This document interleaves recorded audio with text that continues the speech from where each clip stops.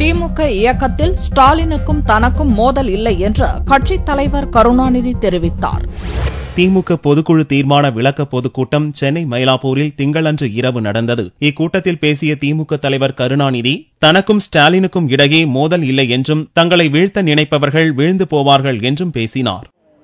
கருணாநிதியும் ஸ்டாலினும் மோதிக்கொண்டார்கள் என்று ஒரு பெரிய பொழுதை மயிலாப்பூர் மாங்குள்ளையிலே அவிழ்த்து விட்டதால் நாங்கள் உடனே மோதிக்கொண்டு மாட்டோம். நாங்கள் யாரையும் மோதவிட வேண்டுமோ அவர்களை மோதவிடுவதில் பல காலமாக நாங்கள் சமர்ப்பர்.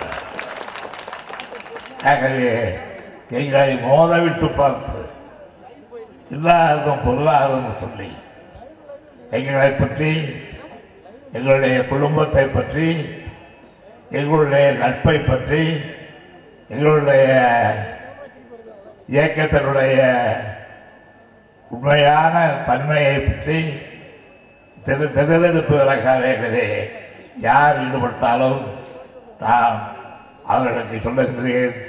இப்பொழுது நான் மயிலாப்பூர் கருணாநிதியாக அல்ல, அந்த காலத்து திருவாரூர் கருணாநிதியாக நான் சொல்லிக்கொண்டிருக்கிறேன்.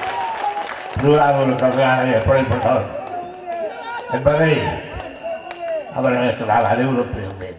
பொதுச் செயலாளர் அன்பழகன், பொருளாளர் ஸ்டாலின் உள்ளிட்ட நிர்வாகிகள் இக்கூட்டத்தில் கலந்து கொண்டனர்.